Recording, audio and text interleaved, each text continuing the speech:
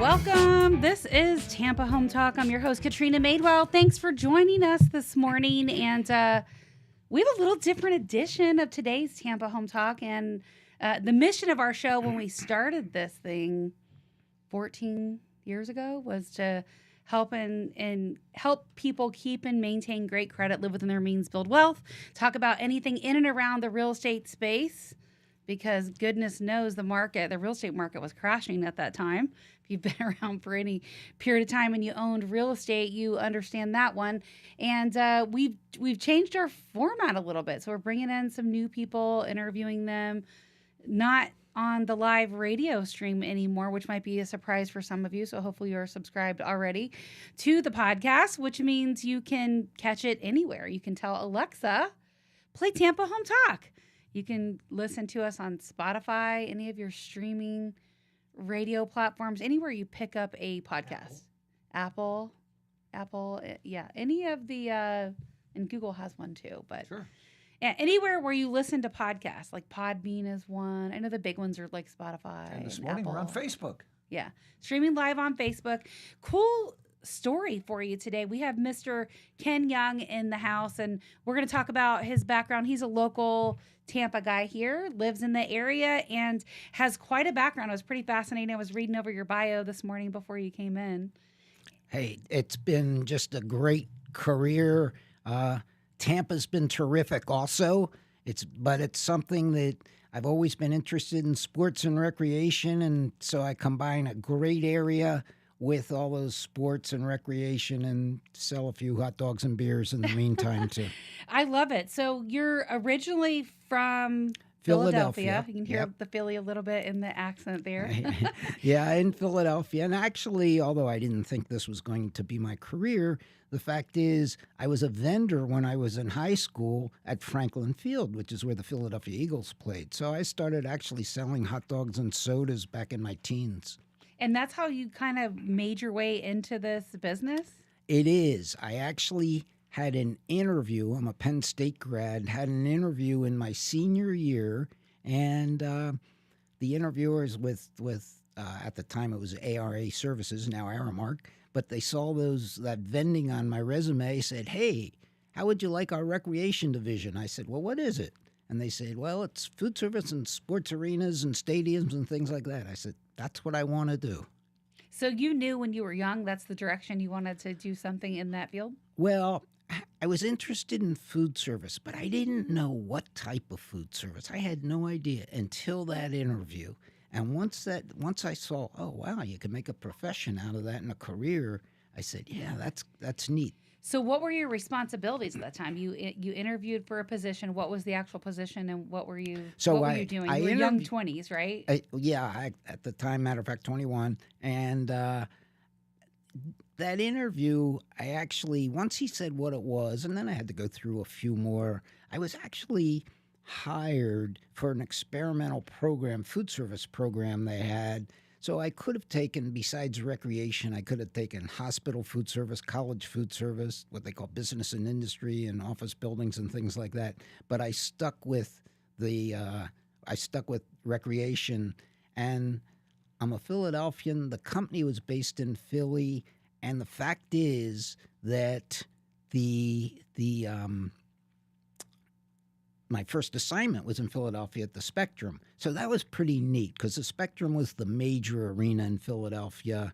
And I still remember to this day, I used to come home after concerts and I smelled like a joint. I mean, I'll tell you, because the arenas weren't as well air-conditioned in those days. And, oh, man, the grass that was floating around was something. And I thought, well, okay, this is the way it's going to be. Got a lot better in the later years, though. So what was your position that you took? Like, what did you do? What was your responsibility? So I started out really assisting in stocking stands, bringing stuff up from the warehouse, making sure there was enough in those venues. But then I got transferred to Providence, Rhode Island, where I was an assistant in the arena there. And that was a great learning experience. I worked for a guy who just was so helpful in teaching me, and I learned all the accounting. I learned the controls. Back in those days, everything was cash, which is different than today. Mm-hmm. But that was great for about 3 years. You were an assistant to who? I was an assistant to the general manager of the food service. So I was running the concessions operation. And back in those days, concessions consisted of sodas, beer, hot dogs, popcorn, maybe one or two other items, and that was it, unlike today. And we'll get to today after. Yeah. But I really enjoyed it. Now, that was such a busy building that you hardly ever took a day off. Between November, I got there November 5th of 72, and between then and the middle of April, you maybe had 3 or 4 days off because the building was so busy. But we ran all those events, the food service for all those events, no matter what it was, and saw a lot of neat talent that today almost the older members of your audience would remember. You know, Elvis Presley and hey, not everybody can say they did that, right? Not everybody can say that.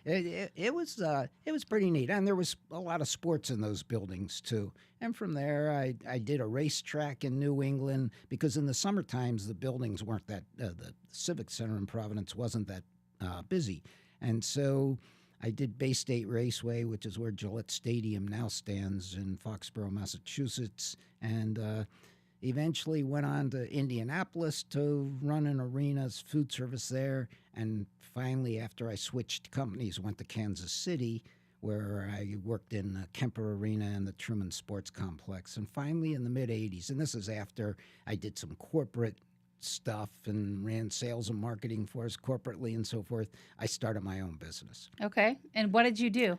So even before that, in 77, before I started my own business, I was transferred to Tampa to run the food service in Tampa Stadium. So I was the GM. The old sombrero, huh? The old sombrero, Okay. Yep. And I have some great memories, but one of my memories is a funny one there, and it was in 1979 in early December. The Bucks had to win against Kansas City to clinch the division title. And back in those days, you know, those first 3 years of the Bucks' birth, let's say, they were horrible. We were known as the Yucks. That's right, known as the Yucks. But yeah, back in those days, you know, one ticket was the prize. Yeah.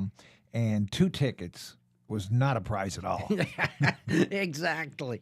So, you know, we come down to the last game of the season against Kansas City, place sold out. We're looking for a huge day, and it just pours from 11 o'clock on. Yeah. Welcome to Tampa.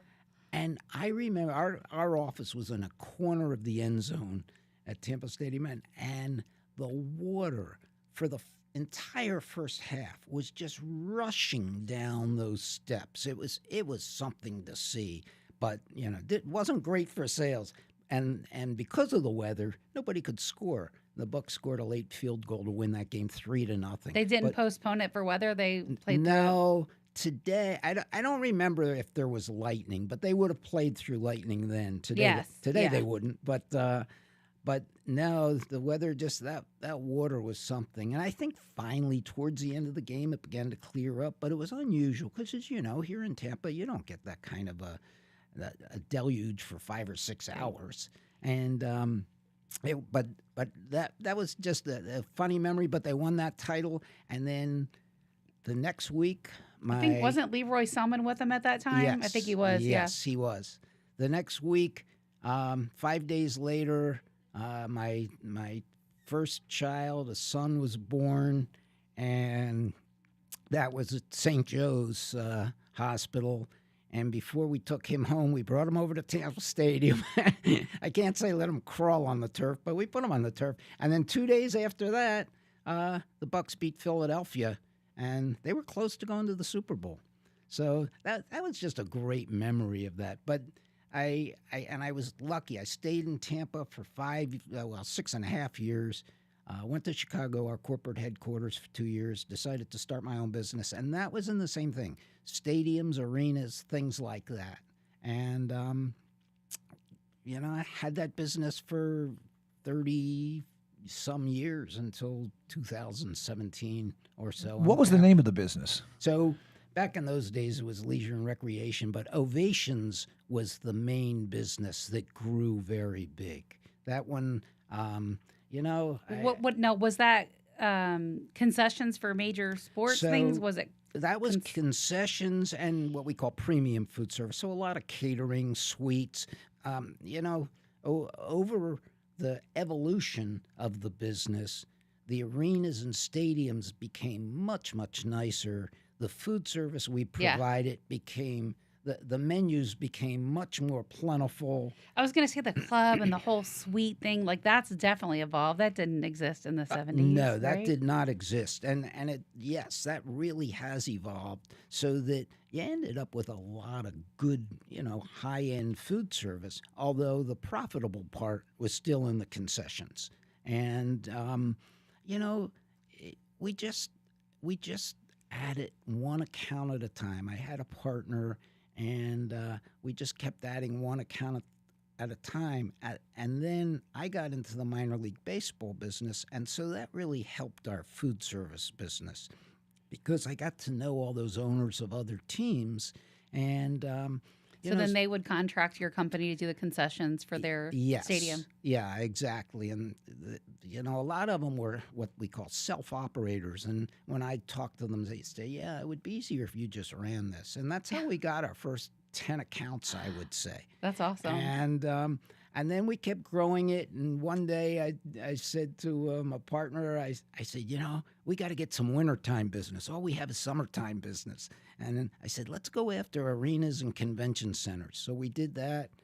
And then we went after Native American casino food service. Okay. And we got a bunch of those. And we did a lot of others, zoos and aquariums. Any place they have concessions, right? That's right. Any place that needed food service.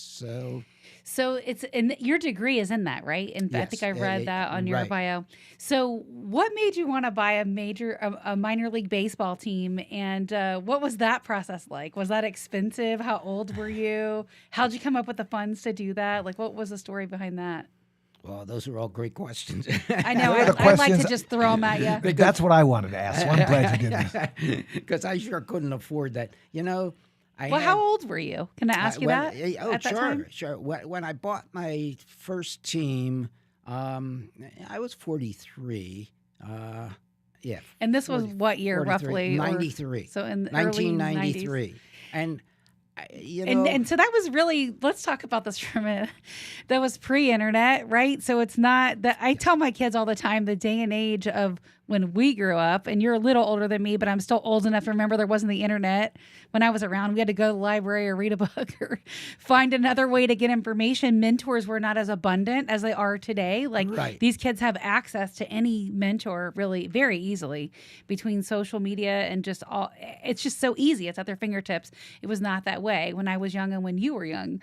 So if you're in your early 40s. Early 40s. In the early 90s. And how the heck did you get this idea to buy a minor league baseball team? And how did that process come about? Like, where did that come from? Well, I was lucky. It came to me through someone else. And through my career, I had been involved in the Baltimore Orioles Stadium in Baltimore. And a gentleman by the name of Al Harrison had worked for them, their VP of business. He then went to the Mets. And I stayed in touch with Al for 10 years. And finally, I was in my own business then, and read about in the early 90s a new stadium that was going to be built in Norfolk, Virginia. So where'd you read that? Do you remember? I do. I read it in a little publication called Amusement Business. Okay. Just a little paragraph. And I thought, let me see what's what. So I contacted the GM there. He put me in touch with the Mets because the Mets owned what was then the Tidewater Tides in Norfolk, Virginia. Well, the person I was going to deal with was this guy, Al Harrison. So I thought, this is great. And it took a while. We negotiated a deal. And then a month later, he came to me and said, Ken, he said, we're probably going to sell this franchise because the Mets actually owned the franchise. And he said, we think we can work with you. How would you like to buy it? This is exactly the way it went. I was in a small office at the time, and for 2 weeks I thought about it. And I thought, I need to see if I can make this work because I didn't have the money, and I need to see if I can make this work. And I'm a big believer in opportunity, and you can't make all those opportunities work. But in that case, I called some people up. I thought, okay, let's see if we can raise the funds and so forth.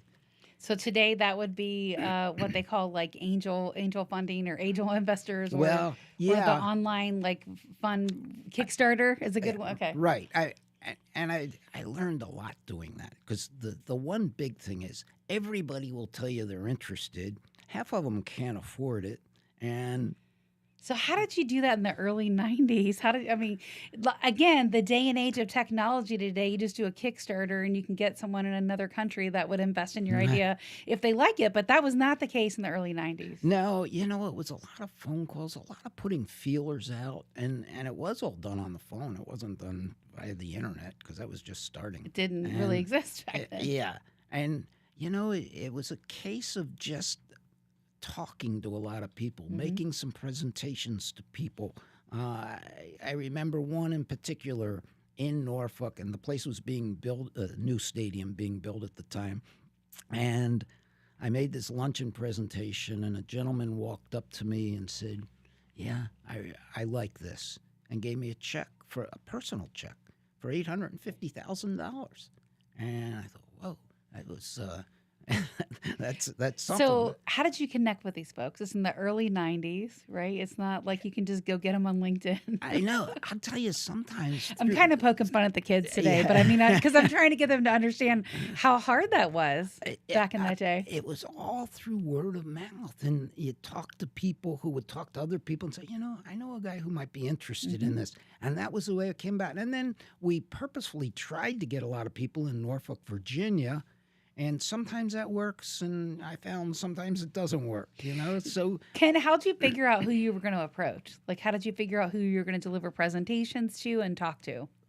Part of it was through a few people in the area, especially in Norfolk, who knew other people and could give decent references and say, you know what, he or she can afford something like this. Right. And so you tried to, because you didn't have, as you stated, you didn't have the research to look it up to see if these people for real. Yeah. And a lot of the times, maybe they weren't.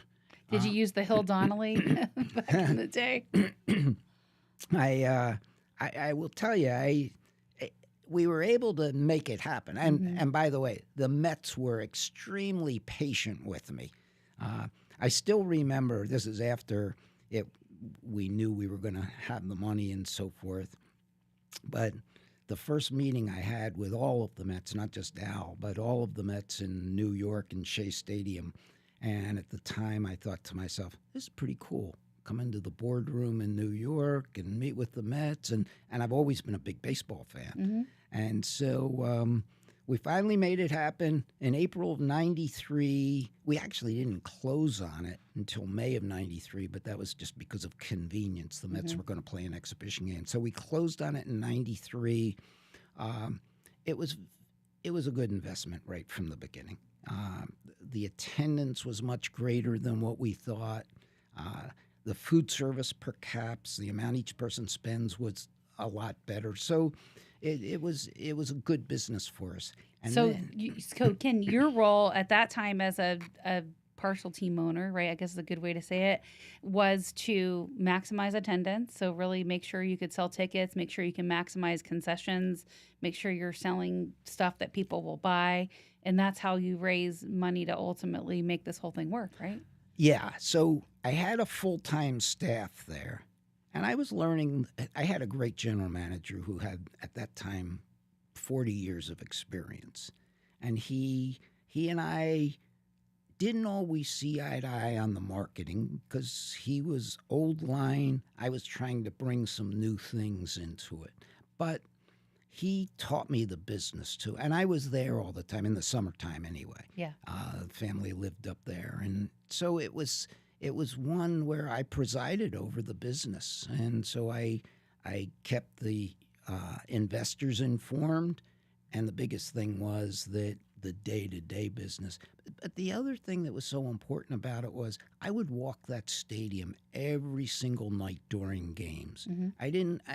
I would watch maybe the last 4 innings, but during the walk-in and the first few innings, I would just talk to the fans. I'd talk to our patrons, and they got to know me pretty well. If something wasn't right, they would immediately tell me. And I didn't take it as just some frivolous complaint. There's something wrong here. More often than not, it had to do with parking that was controlled by the city.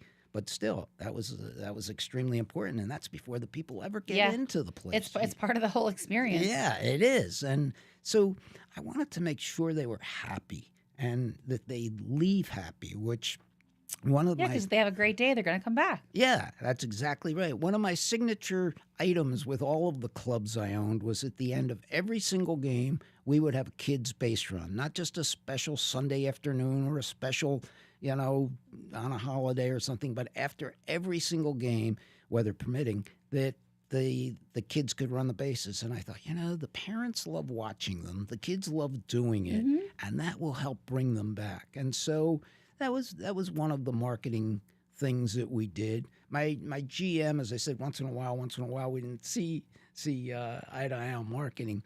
Well, he was a stickler for everybody paying to get into the park, and I understood that. But I got to tell you, you could be 2 months old. He wanted that baby to have a ticket. So I changed that policy to something that's now pretty much the norm in sports, and that is under 2 years old, you can come in without a ticket. So I don't know why you'd want to bring a kid that young, but I know some people do. Oh, they do. Yeah. They definitely do. But it was one of those things where the fans at least knew that I was open to them. And 10 years later, and in the meantime, the food service business was going very, very well. And 10 years later, I bought another team in Calgary and moved that to Albuquerque, New Mexico, who had lost their team. And they became the Albuquerque Isotopes. So was part of that opportunity in seeing a team maybe that's not doing so well, having the opportunity to buy them and then move them to a different area where they could thrive? Well, yes to that. But also when Albuquerque lost their team to Portland, Oregon, I knew Albuquerque was a very good baseball city. They did need a new stadium. So we always, for the last 20 years, we've heard, or more than that, we've heard about that here in Tampa Bay. Yes. They needed a new stadium. Well, the It's still Rays going are on, dealing right? with some major issues right now. Bringing up that note, what about the Rays? What's your opinion about the Rays? Where should they be? What do you think's going to happen? Tampa proper? So, yes, as a matter of fact. And I felt that way since the late 70s. Where the heck would we put them? So, like geographically thinking about Tampa, where do you think? Well, you read so much. I do think if Darryl Shaw still has the property near Ybor, I think that's a great place to centrally go. Located. And I think it would be so good for Ybor, too. Yes. I mean, that's one where you can make the case where government money would, in helping build the stadium, that it would do so much for the area. Yeah.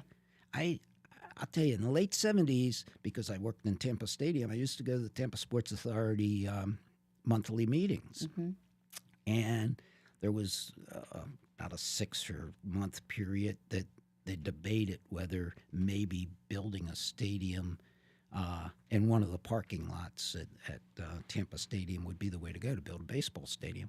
And it made so much sense. Now, they couldn't pull it all off, and St. Pete decided to build without having a team and so forth. So, but I am a firm believer it should be on the Tampa side of the water. Yeah. And easy access by the interstate. Yep. I think all of those things, and I do think that would make it much more successful. Well, I think there's a lot of people that would go to baseball if it was closer. Like for me, I preferred to watch football. I would go to baseball, but that would probably be my third. So for me, and I'm a female that likes sports, it would be football, hockey, baseball would be last. And my son played baseball a lot as a kid and stuff, so it's not that I don't like it. I would go. Right. And I had another thought too, which I'll share in a minute. But I can tell you for sure, if it was more centrally located, like what you mentioned, I probably would go to a game or two a year. And I was thinking about some of the stuff you said, and it would be interesting to hear your background and how you did this. But you were talking about like bringing the kids on the field, and I think about what it was like to go to a football game, back in the day in the 70s, 80s, even 90s for that matter, and what it's like to go to a game now. Like if you were to go to a Bucks game now, and I think about all the little things as you and I are talking, right? And just making sure that people are happy and they come back and they have a good time. So thinking about that whole thing, everything from like their experience walking down on the field near the ship, all the little things that they do, all the little goofy, silly stuff during the game. Like they're pretty exciting. You could not like football and still very much enjoy a game. For sure. One of the things, and that's something else that's evolved. I mean, the NFL was fairly sterile for a while, but I think they probably learned from other sports too that you can do all these other things, still keep the game intact. And let's face it, football is the number one sport out there now. Yeah. But you can do all those things on the scoreboard and that's the other thing. Scoreboards have evolved. Yes. That they are the entertainment. I mean, besides the sports on the field, but they're the entertainment. Shoot, now. you can see the Megatron better than you can the field. Yeah, I mean, a lot of people just glue their eyes up there, Yeah. So, but it is, I tell you, video, music, all of those things are what keep the people entertained in all sports. I have to share this just because, you're from Philly. So the other thing too with the games, if you've ever, and I don't know if it's like this everywhere, but I know it's like this in Tampa. If you're at a game, there's a number that'll tell you can text if someone's being like disorderly or whatever issues. Every time the Bucks would play the Eagles, I saw crazy stuff, like to the point to where I'm like, I don't even want to go to a game if they're playing the Eagles, because I mean, just crazy stuff, like fans unruly. Like I saw a Philadelphia. I think that could be his team. I saw a Philadelphia Eagles fan literally spit on a cop. Like it was just nonsense, like crazy stuff. And I'm like, okay, for the longest time, the Eagles were the only NFL stadium in the whole country to have a brig right under their stadium. Yep. Probably have more than one now, but anyway, it's a different animal for sure. It is. And it's funny. And Pat just said, hey, the Eagles are still my team, although so are the Bucks. But I stick up for Eagles fans most of the time. But you do have a handful of them that get a little bit too carried away. Yeah. And, I still remember one of the first pro games I ever went to was the game where fans were throwing snowballs at Santa Claus in Philadelphia. It's terrible.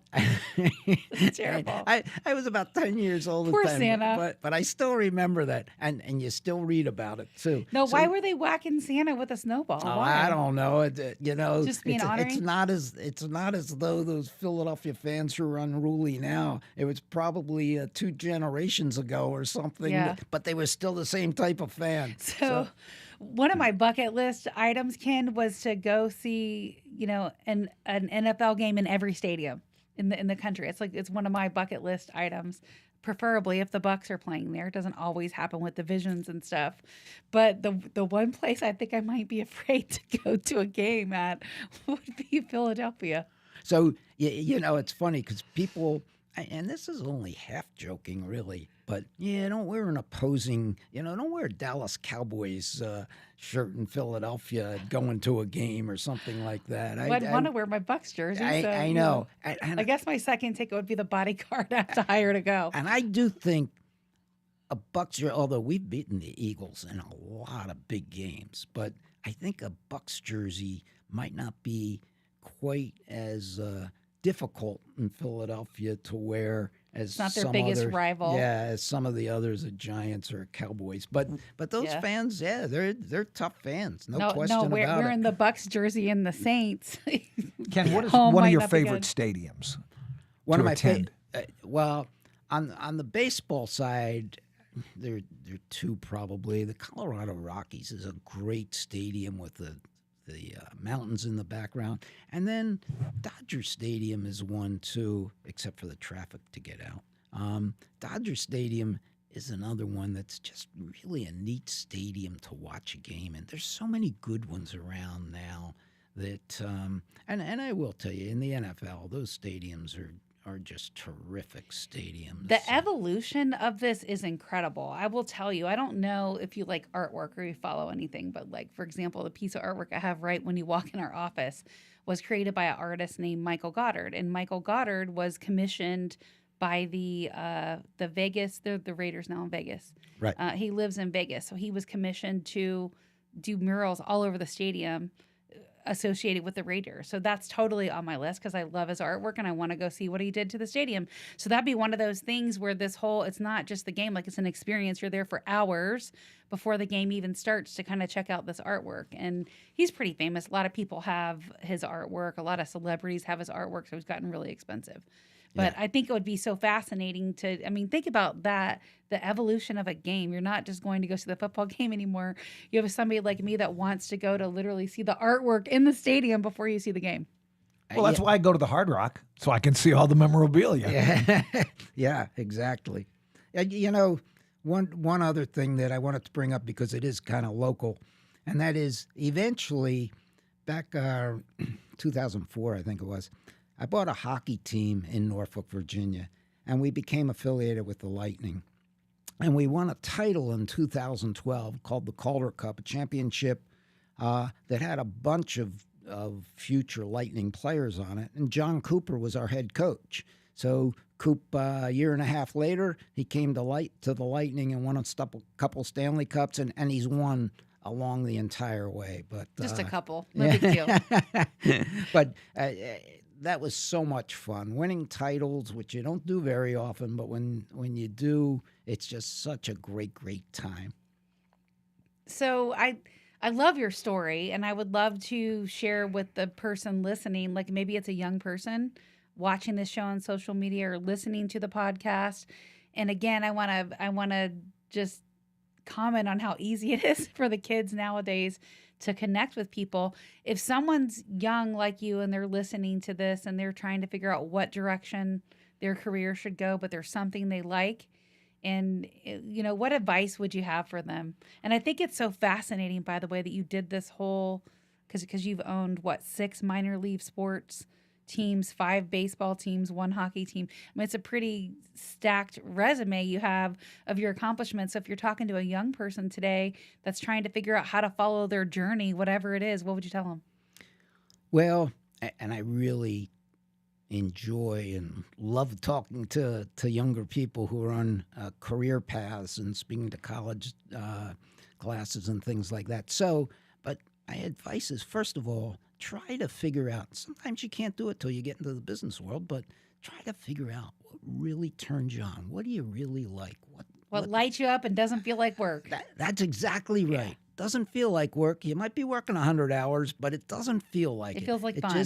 It is. It's fun and so forth. And my biggest advice to people, too, is in the beginning, and when I say, let's just say getting out of school, or maybe you didn't go to school and you're just starting to work, but don't do it just for the money. Try to learn as much as you can in those early years, because if you can learn things as quickly as possible and build on those, the money will come eventually. Yeah.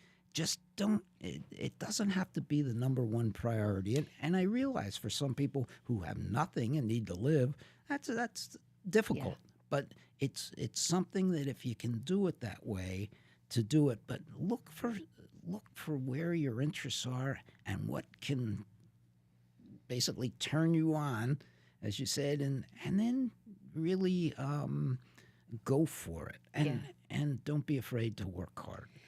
That's a big thing I'll touch on that I think a lot of the generation today misses, because they're so caught up in we're in a consumption-based society, and that's all they look at. I mean, the young kids will move jobs for 50 cents more an hour. And all the smart people I know that are wealthy, that have built incredible businesses and lives, multimillionaires, many of them. I'm thinking about even Gary Keller in his book that he wrote, The Millionaire Real Estate Agent.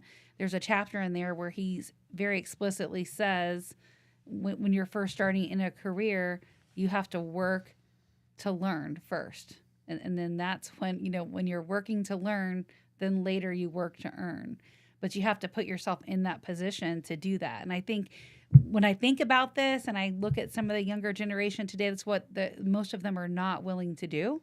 So if you're willing to do something different than maybe your peers are doing, right? You want to sleep on your parents' house, right? Or on a friend's couch for longer, and you don't have debt, you don't do a lot of the stuff that the society and your peers tell you is what you should be doing. And I think it will make you a very different, very successful adult on the other side of that. Yeah, I agree completely. And, and don't be afraid to put those long hours in and so forth. I always tell people that, for most of my career, our major business was nights, weekends, holidays, all of those things. Yep. And that just became a way of life. But and in the sports business, it was the same way, obviously. I think about in real estate. I can't tell you the times I worked. I mean, sometimes I still work long hours, even though I'm trying to retire. But it's the 80, 90-hour work weeks. You're out nights and weekends. You are, you're missing dinner with your family. And the generation, they're just the right now culture. I can't even explain it. It's so hard to tell them that. And and they're like, I have two girls in the business constantly trying to drag me in. I'm like, look, I've done my time. Like I'm trying to make the succession plan here for you ladies, but you got to do what I did. Yeah. You got to earn your time. And we've seen with each generation, there's sometimes a work ethic that changes. And so I saw it huge after COVID. Yes. Big change in work ethic. For sure. And, which is kind of scary because that's the backbone of America, right? When you think about that. It is. And they just need to think about that. And that work ethic is so important. It's, but, that's what will bring you opportunity, too, because you never know where your next opportunity is. Yeah. And by putting those efforts in and meeting people and conversing and all of that can bring some great opportunities to you. And I am, as I said earlier, I'm a big believer in that. And then make those happen. Yeah. Be curious about people. That's what I tell my girls. Be curious about other people and what they do and what their story is, because it doesn't matter how old you are, you can learn something from someone else. Yeah. Every day. If you're looking for it, you'll find it. Earlier you touched on the food service and the stadiums that you were involved in. And what I want to do is ask you about Super Bowl, the Olympics, because apparently you participated in some of those stadiums. Am I correct on that? Yes. Yeah. How is that different from a regular Sunday football game? Jeez. As far as bringing the product in. Well, I'll tell you, it is hugely different. I was going to say the whole plan probably changes. It does, and it's now on Super Bowls on the food service side. It's almost a 4-day plan because you have things going on, major things going on the whole time. But Super Bowl Sunday is one where you do huge volume. Huge volume. You can do $6 to $10 million in food service on a Super Bowl Sunday. That's the revenue part of it? That's the revenue and then part of it. What's the net look like after that kind of revenue? Well, when you get to net, the thing that ends up happening is the team gets the majority share of that. So people wonder, why are those beers $15? Because the team is taking 45 to 55% of. I'm so glad you touched on this because we talked about this. Of the gross amount.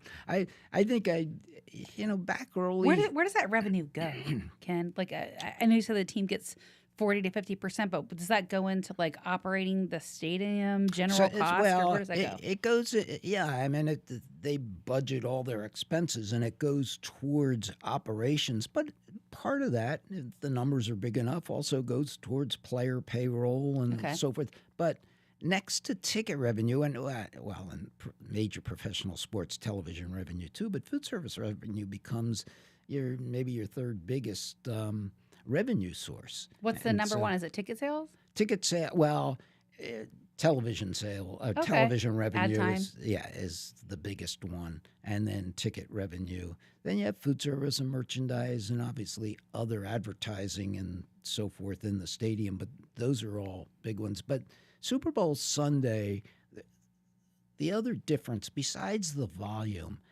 there's a difference. The excitement is just unbelievable.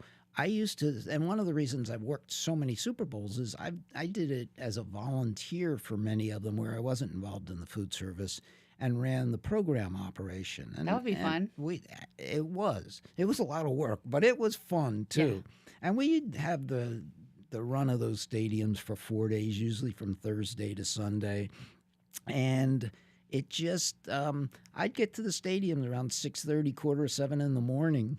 And sometimes if it was an East Coast game, leave around 2 in the morning. And it just, you were exhausted when you left, but it was a fun day, too. Yeah.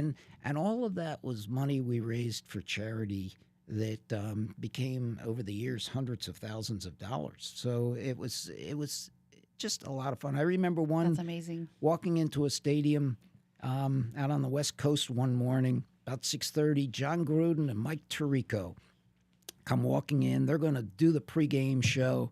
And I said to Tirico, I said, "Whoa, you got a long day, don't you?" He says, "No." He goes, "After this pregame show's over, I'm on a plane back to Detroit. I'll be watching this game in my living room."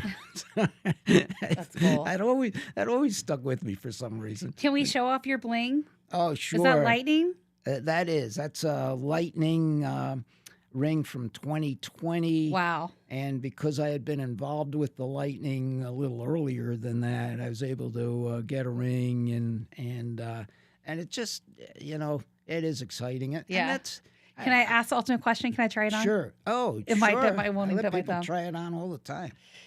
It's so Sometimes heavy. I can't get it off. It's but- look. What's this weight? 10 pounds. Oh my gosh! Look at this. Pat. It Oh. doesn't even. Oh, it fits my thumb. And it's really funny. Wow, you I have don't small think fingers. I don't think she's aware of this. Who gets those rings when a championship is won? They give it to everyone. Everybody. Usually, yeah. Right. Even some of the Sure, I have- sportscasters. Yeah, thanks. Oh, I- yeah. If you work for the team, you definitely the Yeah, Ronnie sportscaster. Lane has one of those. One Super of Bowl my ring. friends worked for the Bucks doing IT when they won the Super Bowl, and they got one too. Yeah, I thought that was cool. When a team wins, first of all, it's lucrative for them. But when a team wins, yeah, they're generous with those rings. So how do they make their money when they win? Like, I mean, obviously the event's over, right? So how does that turn into revenue? Well, it turns into revenue through a number of ways. Excitement is one. So if they're not already selling out of season tickets For the they next year. sell more season Okay. tickets for the next year, or they can increase pricing also. Also, there always are tickets held back for regular game tickets, and they can sell out of those when they're good. Merchandise is another big one, though. Geez, a championship merchandise is just huge, and people Oh yeah. want it. Oh yeah. It's It's crazy that they have all of it pre-printed, and then they discard whoever doesn't win. I'm like, oh my gosh. Yeah, that's something that, about 30 years ago. Matter of fact, when I was involved in the merchandise, sometimes, boy, we were told you had to guard the stuff that was the loser stuff. Oh, I bet. Because they didn't want any of that out. I think eventually it gets sent to Bangladesh or something like that. Oh, they don't send it to the incinerator? No, I think they actually do give it overseas someplace. Oh, wow. To the needy. I want to So- ask you, probably the answer on this is going to be beer. But the biggest seller in a stadium, what product, food or drink, and do you eat hot dogs? I was gonna say if it's baseball, isn't it hot So dogs? beer is the biggest one. As food goes, it is hot dog / sausage products. And I've been eating hot dogs all my life. And back when I was a vendor, and we were charged by the roll because that was easier to count than the hot dogs. And so by the end of the day, I'd have 10 or 12 extra hot dogs. I never ate the roll because that was worth 35 cents. The hot dog, though, I'd eat 10 of those at a time. And what hot dog was that? Would you like to sell it? When someone goes out and buy a hot dog, now the 4th is behind us, but, Yeah. for some summer picnics, what should we buy? Well, yeah, people have all their likes. I mean, I do like Nathan's. I like, you know, I like Ballpark Franks too. But you know, depending on the area of the country, people just have different likes. So what I may have liked in Philadelphia wouldn't go down here. And when I came here, I ended up basically coming up with our own mix, but I needed local people to help me with that because I wanted to make sure Yeah. it wasn't just me. So we came up with our own mix of hot dog, and we actually, had that packaged and labeled. I mean, that's likely big business, right? Like if you're talking about some of these hot dog manufacturers, because they're probably trying to outbid their competition so that their hot dog gets sold in the venue. Oh yeah, they want to do that because they certainly want to then sell it in the supermarkets. Right. Yeah. Yeah. That people see. You know, it before we locally. get out of here, I want to ask him this. Okay. Would you do all this again? If you could do it all over? Or what would you change? Or would you do something What would different? you tweak?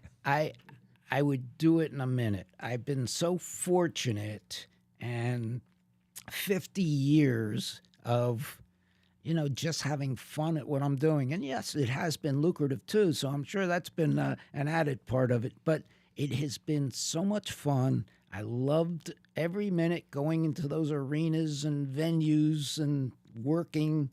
And so I wouldn't change a whole lot. And I enjoyed the sports ownership part of it too. That was a lot of fun also. What was your favorite part of your career? The favorite part of my career, Like the part you look back at the whole thing, you're like, this was the most rewarding. I would do it again just for this.